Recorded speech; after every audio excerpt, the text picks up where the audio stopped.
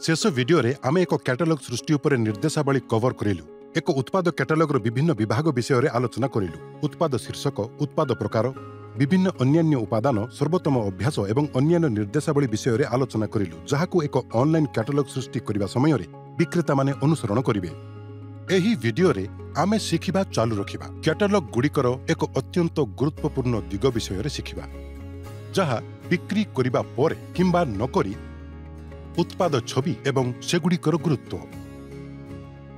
प्रकृति अनुसारे मनीष माने दृश्य संवेदनशील अटंती। गोटे उत्पाद छवि आमको पाठ्यर अनुच्छेद अपेक्षा एक उत्पादर गुण विषय रे अधिक कहिपारे।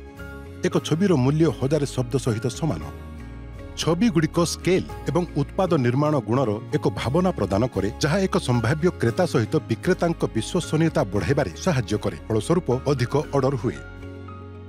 गोटे उत्पाद डिस्प्ले पृष्ठारे उत्पाद छविगुड़िक हेउछि प्राथमिक विजुअल उपादान। भारतर एक प्रमुख ई कॉमर्स संस्था द्वारा करा जायथिबा अनुसंधान रे कुहा जायछि जे 63% ग्राहक उत्पाद समीक्षा किंबा वर्णना अपेक्षा छविगुड़िकु अधिक गुरुत्वपूर्ण मन करନ୍ତି।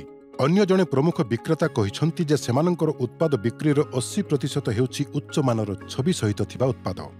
अन्य एक विद्यमान ई कॉमर्स मार्केट प्लेस रो ई कॉमर्स विक्रेतांक द्वारा करा जायथिबा एक अनुसंधान मध्ये अछि, जहा दाबी करे जे उत्पाद वीडियो अंतर्भुक्त करिबा द्वारा ऑनलाइन मार्केट प्लेस लाभ 144% वृद्धि पाइछि। तेणु उच्चमानर उत्पाद छविगुड़िक रखिबा गुरुत्वपूर्ण अटे एवं जेउठारे उपयुक्त सेठारे वीडियो गुड़िक रहिबा मध्ये गुरुत्वपूर्ण अटे। वर्तमान एक उच्चमानर उत्पाद छवि निश्चित करिबाकू अनुसरण करिबा निमंते थिबा गुणात्मक स्थिति मापगुड़िक कोन आसंतु देखिबा। एहार भल रेजोल्यूशन रहिबा उचित एवं सठिक साइज हेबा उचित। क्रेता एप्लिकेशन रे बड़ करिबा बेले एहा पिक्सेलेट हेबा उचित नुहे। एहार एक कंट्रास्टिंग पृष्ठभूमि रहिबा उचित। एहार पृष्ठभूमि रे छाया किंबा विषय वस्तु रहिबा उचित नुहे। उत्पादटी छवि रे केंद्रीय भाव में समान हेबा उचित। एहाकू आखि स्तरर कोणरे धरा जिबा उचित। जणे क्रेता देखुथिबा प्रथम छवि एक बड़ आकारर चित्र हेबा उचित नुहे किंबा उत्पाद को आंशिक देखाउथिबो। स्वच्छता विषय वस्तु संपर्क रे निश्चित करंतु जे खाद्य पदार्थर पुष्टिकर मूल्य डिस्प्ले चित्र रे स्पष्ट भाव में दृश्यमान हेउछि। पुष्टिकर विषयर एक बड़ आकारर एवं स्वच्छ चित्र रखंतु। आपणक उत्पाद छविगुड़िकर सर्वोच्च गुणवत्ता किपरि सुनिश्चित करिवे ताहा आपण जानନ୍ତି। आसंतु देखिबा किपरि आपण निजर व्यवसाय रे उन्नति आनिबा पई सेगुड़िकु सर्वोत्तम भाव में व्यवहार करि परिबे। एठारे किछि परामर्श अछि। उत्पादर अति कम रे 4टी छवि रखंतु। एहा वर्ग अनुଯାयी भिन्न होई पारे। निर्दिष्ट वर्ग रे 1 ରୁ 2टी छवि मध्य काम करि पारिबो। उदाहरण स्वरूप बर्गर परि खाद्य पदार्थ पई केवल एक पार्श्व दृश्य छवि यथेष्ट होई पारे। आखिस्तरीय दृश्य सहित आग एवं पछकू अंतर्भुक्त करी विभिन्न कोणरू उत्पाद छविगुड़िक रखंतु। आवश्यक हेले एक उत्पाद सूचना छवि मध्य। उदाहरण स्वरूप एक ग्रोसरी उत्पाद रे उपयुक्त भाव में पुष्टिकर विषय वस्तु एवं उपादान चित्र रहिबा उचित। आवश्यक हेले उत्पाद वैशिष्ट्य देखा जाउथिबा एक इन्फोग्राफिक रहिछि। उदाहरण स्वरूप बैक बेंड एंगल सहित एक ऑफिस चेयर। निर्दिष्ट उत्पाद पई साइज तुलनात्मक चित्र एवं पोशाक क्षेत्र रे साइज चार्ट छवि। उत्पादर आपेक्षिक साइज को प्रतिनिधित्व करुथिबा एक इन्फोग्राफिक किंबा एक छवि रहिछि। उदाहरण स्वरूप एक पेन पाखरे एक फोन। छवि रे अतिरिक्त उपादान किंबा उत्पाद गुड़िक अंतर्भुक्त करंतु नाही। क्रेता कौन ग्रहण करिवे छवि केवल ताहा दर्शाइबा उचित। खाद्य एवं खाद्य सामग्री क्षेत्र रे उत्पादक किंबा आमदानीकारीक FSSAI लाइसेंस नंबर रो एक छवि अंतर्भुक्त करंतु। जदि जणे विक्रेता ऑनलाइन रे विक्रय करबाकू चाहंती तेबे उत्पाद छविगुड़िक गुरुत्वपूर्ण एवं केवल कौनसी साधारण छवि नुहे किंतु उच्चमानर छविगुड़िक। कैटलॉग सृष्टिर परवर्ती विभाग जहाकू आमे देखिबाकू जाउछु ताहा हेउछि उत्पाद वैशिष्ट्य किंबा वैषयिक विवरणी। यह क्रेता मानकू एक क्रय विषय रे एक सूचनापूर्ण पसंद करिबारे साहाय्य करे। तेणु उत्पाद डिस्प्ले पृष्ठारे एही विवरणी गुड़िक अंतर्भुक्त करिबा जरूरी।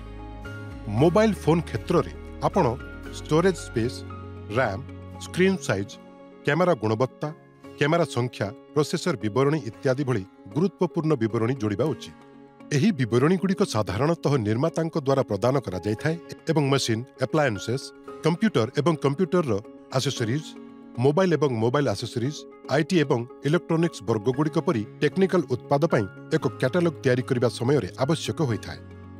अन्य एक गुरुत्वपूर्ण उपादान जहा उत्पाद डिस्प्ले रे छवि एवं उत्पाद वैशिष्ट्य सहित आसे ताहा हेउछि उत्पाद वर्णना।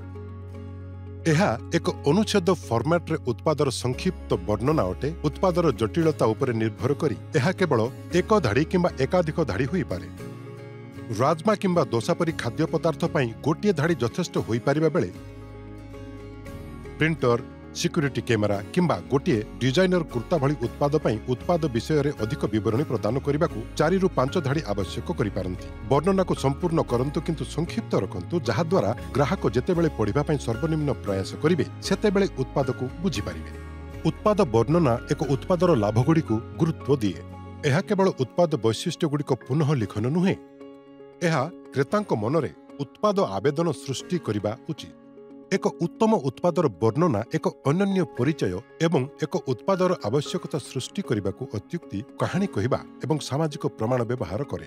ଆସନ୍ତୁ ଏକ ମୁଖ୍ୟ କରଣୀୟ ଏବଂ ଅକରଣୀୟ ଗୁଡ଼ିକର ଏକ ତାଲିକା ଦେଖିବା, ଯାହାଦ୍ୱାରା ଆପଣ ଏକ ଉପଯୁକ୍ତ ଉତ୍ପାଦ ବର୍ଣ୍ଣନା ସୃଷ୍ଟି କରିପାରିବେ।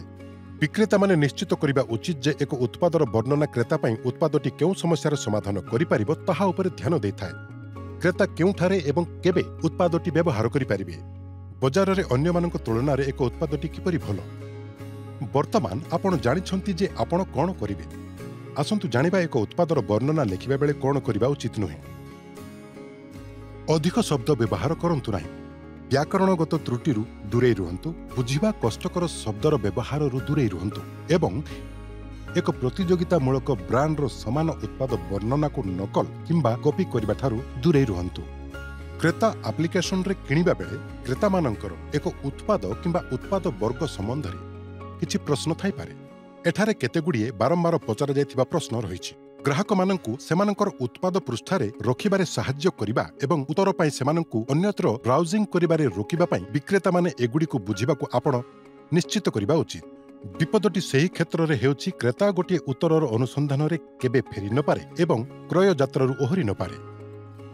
ସଂକ୍ଷେପରେ ସାଧାରଣ ପ୍ରଶ୍ନଗୁଡ଼ିକର ଉତ୍ତର ଖୋଜିବାରେ କ୍ରେତାଙ୍କ ସମୟ ହ୍ରାସ କରିବାରେ ଏଫଏକ୍ୟୁ ସାହାଯ୍ୟ କରେ। ସେଗୁଡ଼ିକ କ୍ରୟ ନିଷ୍ପତ୍ତି ଉପରେ କ୍ରେତାଙ୍କ ଆତ୍ମବିଶ୍ୱାସ ବଢ଼ାଇବାରେ ସାହାଯ୍ୟ କରନ୍ତି। ଗ୍ରାହକଙ୍କ ପ୍ରଶ୍ନ ବିଷୟରେ ସେମାନଙ୍କର ବୁଝାମଣାକୁ ଗୁରୁତ୍ୱ ଦେଇ ବିକ୍ରେତାଙ୍କ ଉପରେ ବିଶ୍ୱାସ ବଢ଼ାନ୍ତି। ସେଗୁଡ଼ିକ ଉତ୍ପାଦ ପୃଷ୍ଠାରେ ଗ୍ରାହକଙ୍କୁ ରଖିବାରେ ମଧ୍ୟ ସାହାଯ୍ୟ କରନ୍ତି। ଏଫଏକ୍ୟୁର ଏକ ଉଦାହରଣ ଏଠାରେ ଅଛି। ପୋଷାକ ବର୍ଗ ପାଇଁ ପ୍ରଶ୍ନଗୁଡ଼ିକ। ଏଫଏକ୍ୟୁ 1, ଏହା ଏକ ମୋଟା ସାମଗ୍ରୀ କି?